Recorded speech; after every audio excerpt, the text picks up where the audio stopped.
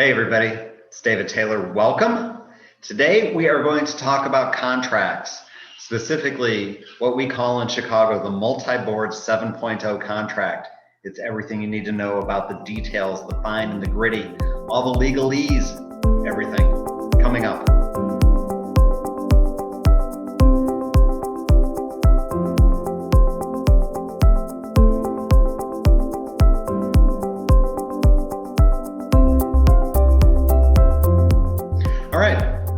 So welcome to Taylor's Tuesday Tip and Tour. Today may be one of either the most boring videos I have ever done, which is quite possible. It also might not have a lot of or it might have a ton of competition. You're like, hey David, there's a lot of stuff that's not so exciting, but today we're going to talk about contracts, and I'm going to share my screen with you, and I'm also going to put on my glasses because I need them in order to look at this. And let's go. So we're going to zero in here on our multi-board residential real estate contract 7.0. And when we talk about multi-board, basically we are, as real estate agents, organized into what are called boards of realtors. So we have a Chicago Association of Realtors, we have a North Shore and Barrington Board of Realtors, we have the Main Street Board of Realtors, so on and so forth.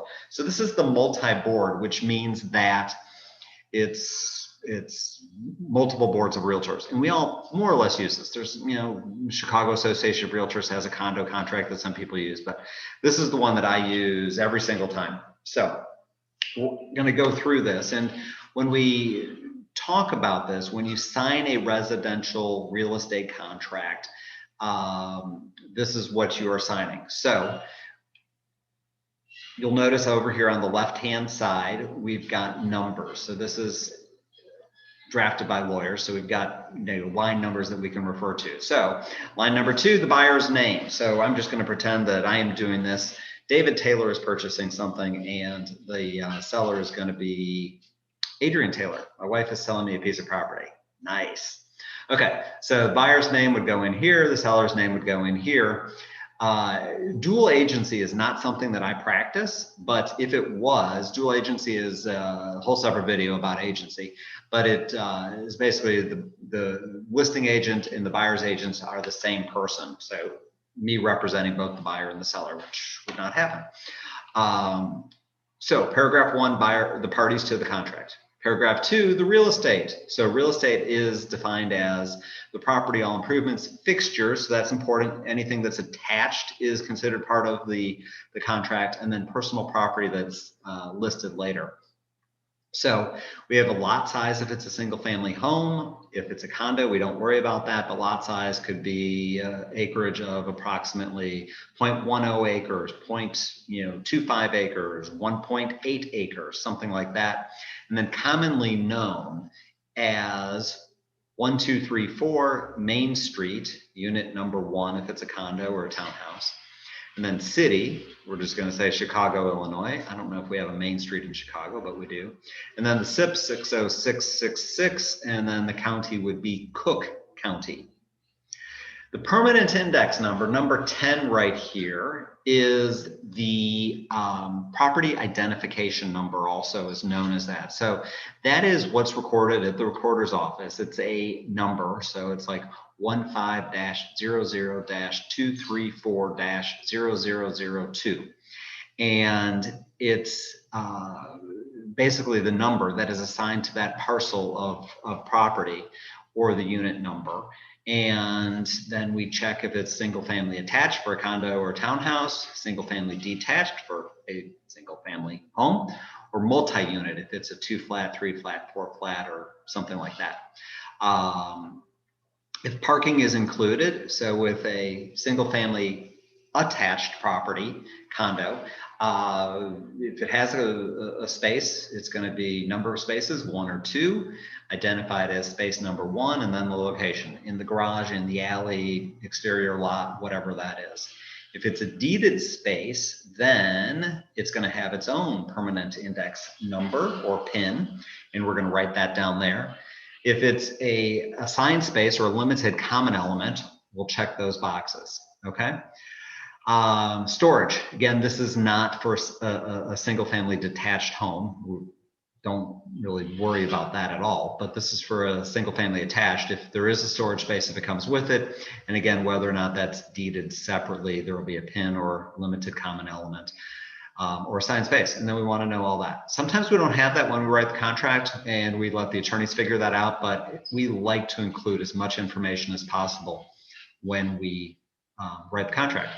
All right, so lines 15 through 18 are fixtures and personal property. So these are things that are included in the contract. And, you know, typically we in Chicago, all the appliances stay with the property. So the refrigerator, the oven, range stove, the microwave, dishwasher, garbage disposal, washer, dryer, you know, gas grill if that's attached, water heater, We check off all the things that are going to be included in there. And then if there's something else that's included at no value, so maybe there's a hot tub or something that's outside, or there's whatever else, TVs that people might want to include, that gets added in there. And then items not included. Sometimes the seller wants to take a chandelier with them or take something else. That gets written in there also, okay? They also then are warranting, this is lines 31 and 32, that everything operates. So if the dishwasher doesn't operate, we're going to write in there, dishwasher does not work. Otherwise, it's going to work when we get to closing, okay? If you have any questions, by the way, feel free to call me or text me or email me, or leave a question down below and I will then answer you. Okay, so number 35, if there's a home warranty, and that doesn't happen very often, but if it is, we're going to check that box, and then we're going to fill that in paragraph 32, which is many, many pages down. Okay, so more good stuff. This is the probably the most important one, but what is the purchase price? Paragraph 4, line 36, we fill that in, $436,500. Then we have any credits that may be included at closing, so that if the buyer's lender approves, assuming that there's a mortgage, there may be in line 41 a credit of $2,500, $3,000, $5,000, something like that. So that is the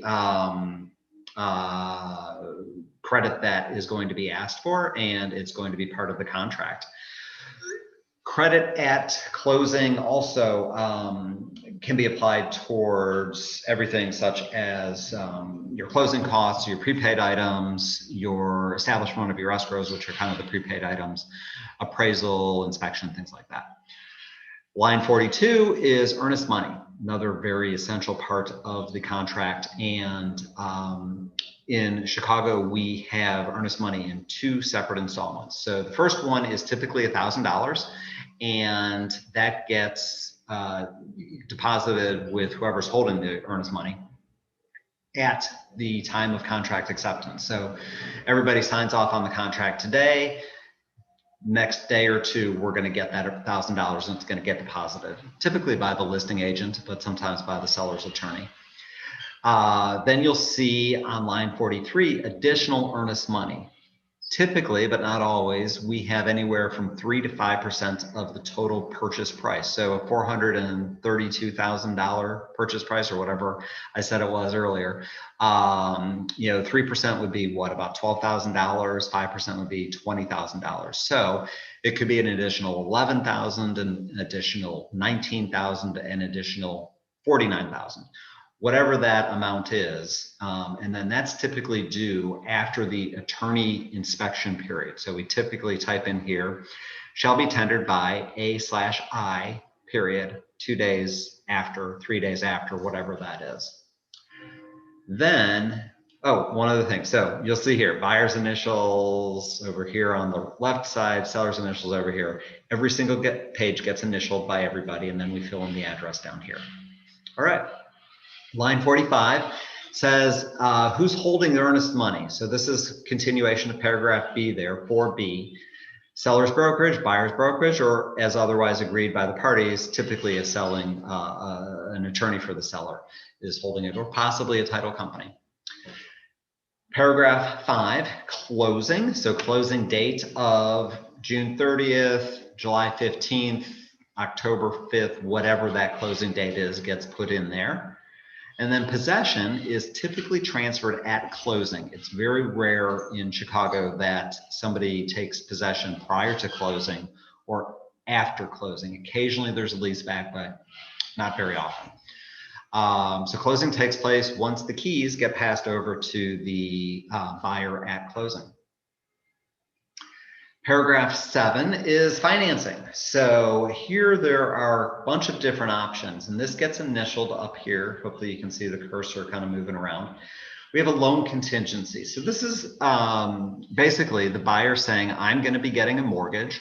The mortgage is going to be down here on line 60, either a conventional mortgage, an FHA mortgage, a VA mortgage, or a USDA mortgage. We don't do USDA mortgages in Chicago because they're for rural areas, and Chicago is not a rural area.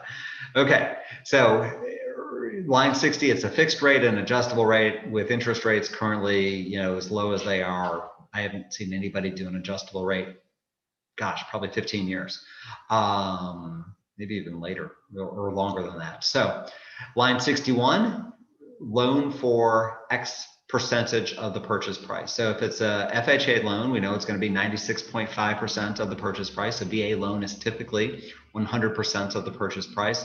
But more often than not, we see a conventional loan. That conventional loan is going to be for 80% of the purchase price, 90%, 95% of the purchase price, 50% of the purchase price, whatever that number is. Then down on line 62, an interest rate not to exceed blank percent per annum. So that's the interest rate that the borrower is going to get, 3.5%, 4.5%, 2.75%, whatever that number is. Then line 63, amortized over X number of years, blank years. 30 years is typical, but every now and then it's 15 or 20 years. And then buyer shall pay discount points not to exceed blank percent of the loan amount. This is almost always 0%, but every now and then it could end up being 1% or 2%.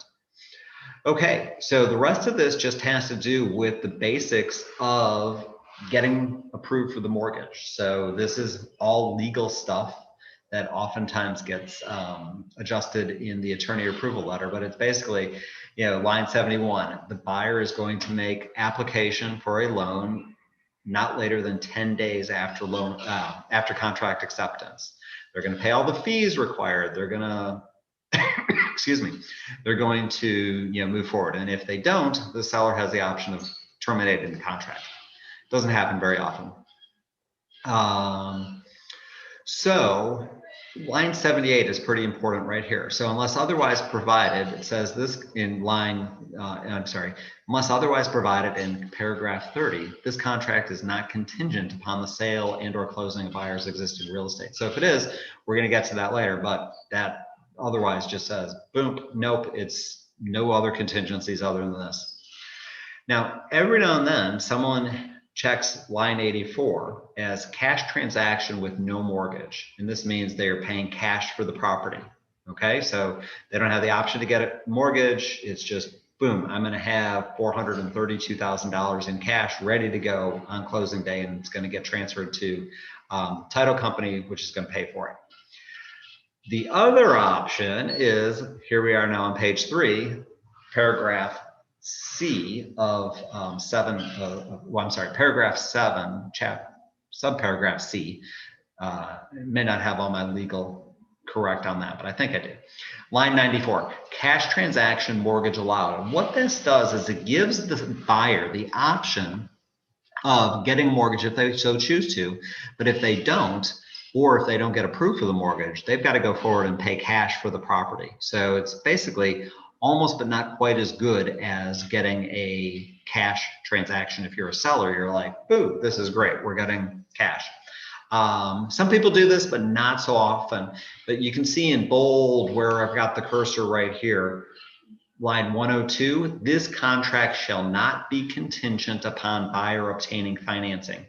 And one of the really nice things about this is it also means that there's no appraisal. At least if the appraisal comes in low, that's too bad. So the seller likes that. Sellers mostly like subparagraph B and C, cash transaction. That sounds great. All right, paragraph 8 here, lines 110 through 115.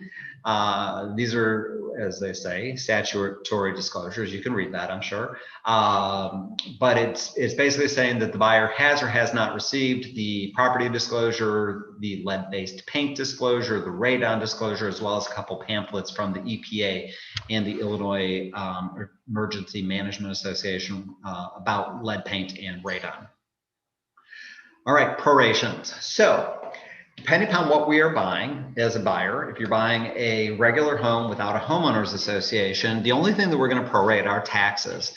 If a homeowners association is involved, then those HOA fees, whether it's monthly or annually, are going to get prorated. So if we close on the 31st of the month, then everything gets closed, exactly the way it is. There's no credits or debits or anything. If we close on the 15th of the month, and let's just say it's a 30-day month, and there are HOA fees of $200, then $100 would get credited back to the seller for HOA fees that they've already paid. If it's an annual fee of, again, let's just say $200 and we're closing on June 30th, I like making this nice and easy in case you haven't figured that out. So we've got 6 months of HOA fees that have been paid for by the seller. They're going to get $100 back and the buyer is going to reimburse them for that $100. So they're going to prorate those. Taxes, and this is a whole separate video on taxes, but taxes get prorated based upon the previous year's or the most recent year's taxes. So long and short, and like I said, this is a long video separately, but taxes get paid in arrears in Chicago. So we have not paid taxes for the previous year. So I'm recording this in March of 2021, and the tax bill for 2020 is out, but only the first installment, meaning we don't know yet what the full tax bill is for 2020. Yeah, 2020. So we're going to prorate, typically, depending upon if we're in the city or we're in the suburbs, anywhere from 110% of the previous year's bill, or 110%, 115, 105, whatever that number is. And that gets written into subparagraph A, line 122. Real estate taxes shall be prorated to and including the closing date based upon 110% of the most recent discernible full year tax bill. So if we're closing before the tax bill for 2020 comes out in usually June, we're basing this on 2019. Like I said, look at the other video because we're going to go into detail really good on that. So basically, the attorneys are going to figure this out. The title company is going to figure this out. As your real estate agent, I'm going to help you figure this out. But that basically says what it is. And then there's some other things that go into that. But that's basically one of the last things that we're filling in on this contract. Otherwise, down here, line 129, seller represents that there's HOA fees. The fees are $200 per month or per year.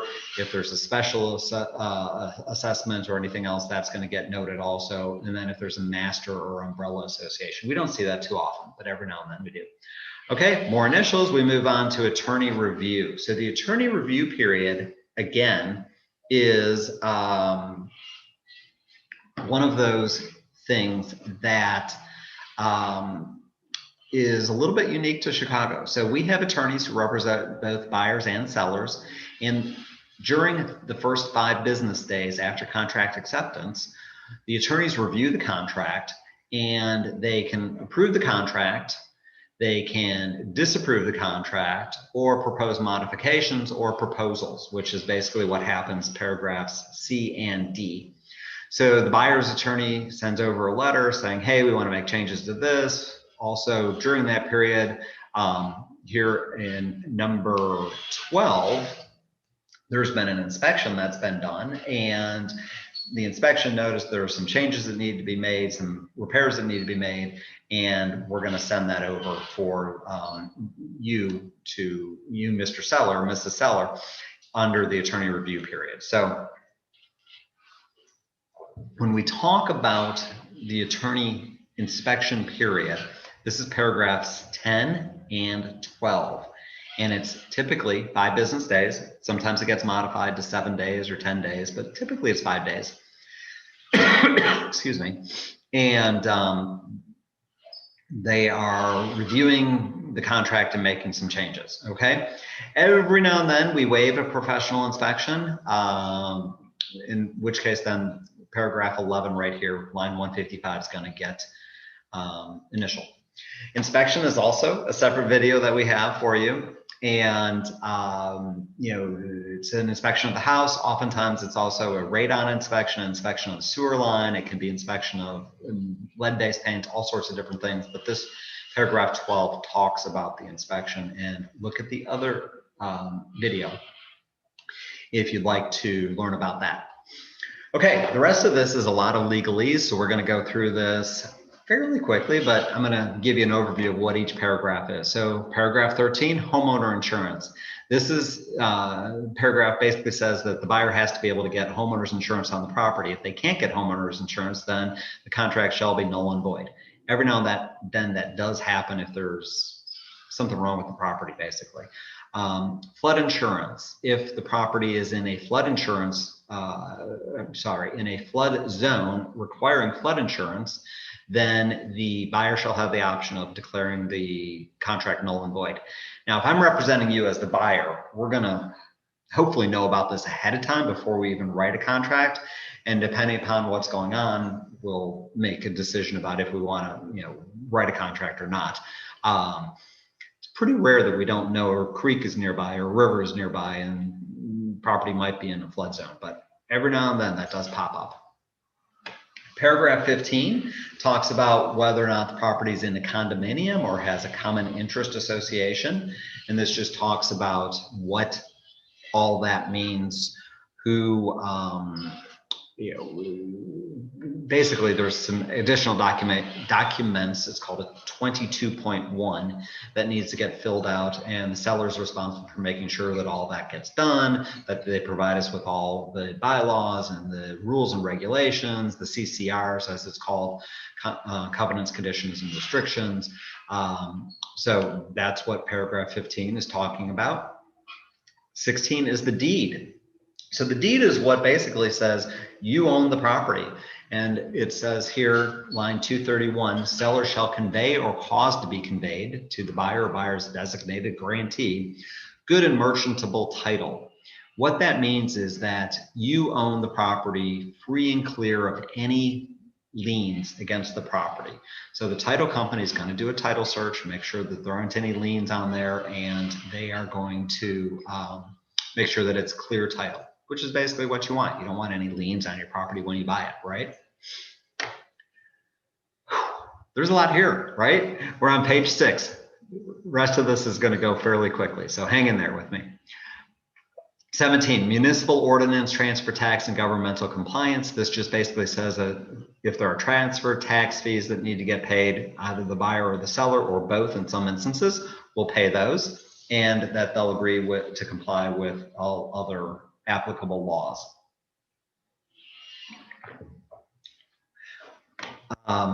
Title, this basically is kind of a repeat. It's going to be good and clear title. You're going to not have any liens on there. There won't, and then there also is going to be a survey that's done.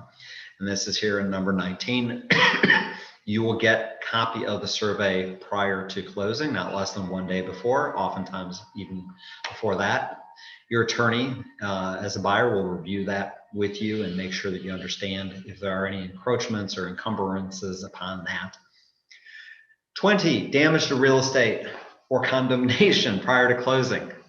So what that basically means is that the real estate is going to be in the same condition as when you purchased it. I'm sorry, when you wrote the contract to purchase it. So we go out on a Friday on March 1st and we write a contract and everything is good. We know that there is, a couple scuffs in the wall and, couple things like that, but everything's going to be the same when you go to buy it. If it isn't, we come in and there's holes in the wall that weren't there before, carpets, torn up that was perfectly fine before, or stained and it was fine before, or scratches in the hardwood floor, that's going to be a problem, and we're going to have a conversation about that. Same thing about if a tree has fallen on the property or damaged the property. That sometimes happens. As I tell my buyers, the good news for my buyers is this almost always happens to my sellers. I've yet to have a problem for any of my buyers. It's my sellers where, seriously, the tree falls in the storm the night before closing. So the condition of the real estate is going to be the same as it was when you purchased. So paragraph 21, though, this is one of those things that is a little different for everybody. Okay, so seller agrees to leave the real estate in broom clean condition. Everybody has a very different opinion about what broom clean means. Basically, it means somebody's gone through with a broom and swept it out prior to closing, which means, as a buyer, it may not be in as clean condition as you would like. As a seller, it might mean that you have to clean it more than you would want to clean it. So it's one of those things where it can be very frustrating for both buyers and sellers. My recommendation for both buyers and sellers is hire somebody to come in and clean it for you. If the sellers haven't done a good enough job, hire somebody for $150 to come in and clean it out. Sellers, hire somebody for $150 and have them come in and clean it out. It makes the buyers happy, which makes me as a real estate agent happy. All right, sellers representations. These are just, again, basically there aren't any zoning disputes, there aren't any boundary line disputes, there's no eminent condemnation, sorry, no eminent domain or condemnation coming about. Also, we start checking here, lines 297, 99, 301, and 301. There are not any improvements for which to the real estate that the tax assessor doesn't know about. Because if the tax assessor doesn't know about it, the taxes could go up. There aren't any improvements that might have the taxes go down. There aren't any unconfirmed special assessments if it's a condo or a special tax district. So we just want to make sure, because these things can affect both the value as well as taxes more likely. All right, moving on to 23. This just basically says that if the event in the prior event here, that one of these is checked yes, we may hold back some money for taxes just to make sure that they don't go back. Hold back money from the seller, basically. Now we are totally into legalese, so we're going to whip through this. 24, business days, Monday through Fridays, not including any federal holidays. 25 says that electronic or digital signatures are allowed. Very rarely do we have somebody who signs a contract now in black or blue ink. It is almost always done with electronic signatures through DocuSign or Dotloop or something like that. 26 is awfully important, though. This is discussing how earnest money gets distributed. Again, a separate video. Earnest money gets distributed in basically 4 ways, if I'm counting correctly. So one is property goes to closing and the holder of the earnest money disperses the earnest money as part of the down payment or the commission or something else. The other one is the contract doesn't go through to closing, it's terminated, and both parties agree that the earnest money is going to be refunded to the buyer. So inspection went bad, buyer didn't get their loan, earnest money goes back. Second way that it gets distributed is if everything is going great, but the buyer decides that they don't want to buy the property, in which case then they're going to be out of luck. They're going to have the earnest money refunded, or not refunded. The earnest money is going to be awarded to the seller. It does not happen very often, but it does happen every now and then. And I guess those are really the 3 ways. The fourth thing that could happen, though, is that the buyer and the seller dispute what's going to happen with the earnest money. And the contract gets terminated for whatever reason, the buyer wants their money back, seller's like, no, no, no, you didn't fulfill the terms of the contract, we want the earnest money. Nobody can agree what's going to happen, in which case then whoever's holding the earnest money deposits the earnest money with the courts so that the buyer and seller can fight it out in a courtroom. Does not happen very often, but that is basically the fourth thing that could happen. All right. Basically notices get delivered through attorneys or the real estate agents. So it can be done by mail, it can be done by fax, it can be done by email, which is how it is done almost all the time. It can be done by FedEx or overnight delivery, or by hand dropping it off, I guess, at the office. That'd be also. Number 28, time is of the essence. So what that means is that when we say we're going to have an inspection done within 5 days, we're going to have it done within 5 days. When we say we're going to have the loan approved within 45 days, it's going to get approved by 45 days. When we say we're closing on June 30th, we're closing on June 30th unless otherwise agreed to in writing. Okay? All right, here we go. The following numbered paragraphs are part of this contract only if initialed by the parties. So these are basically optional things. Remember on the top of page 1, we talked about dual agency. So if it's dual agency, boom, everybody's signing that.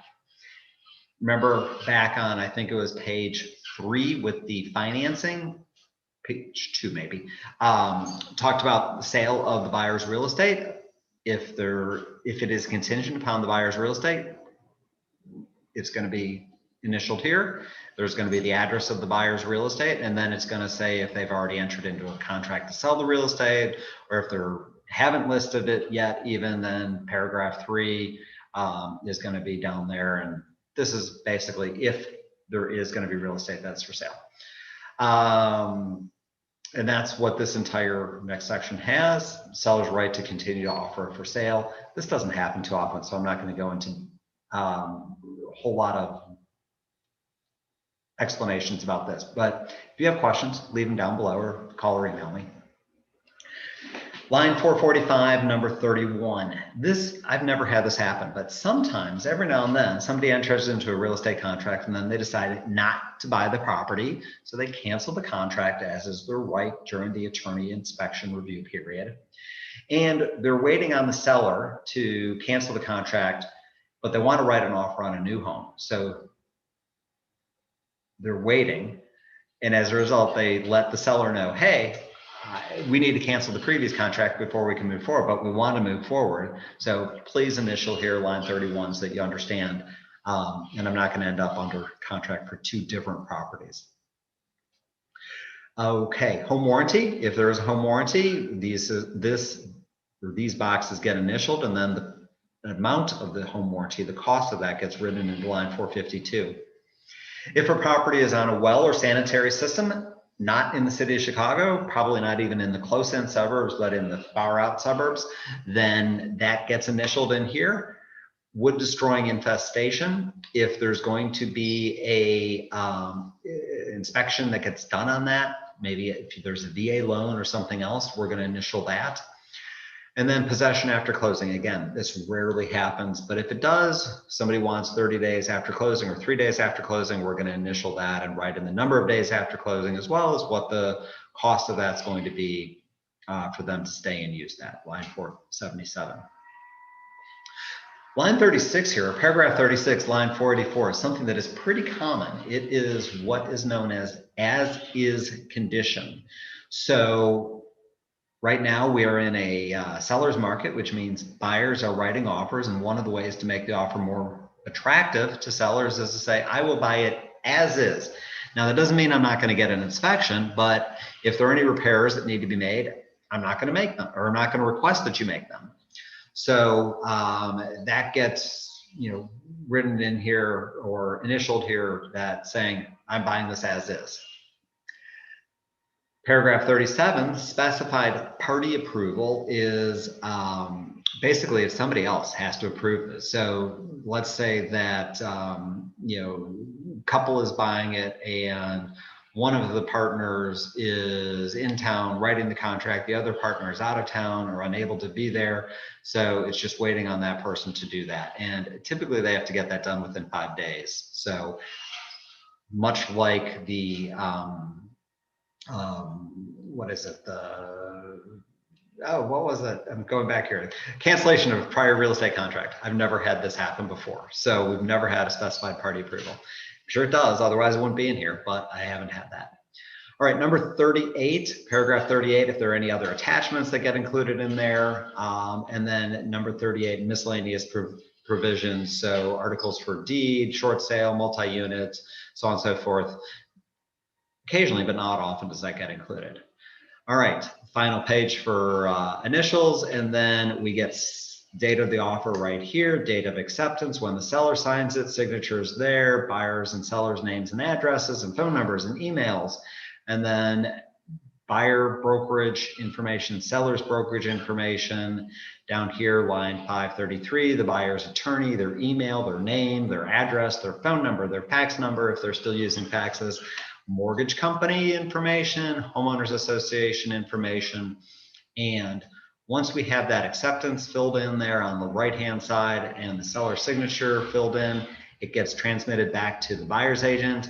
We have a deal. Woo-hoo-hoo. Nice.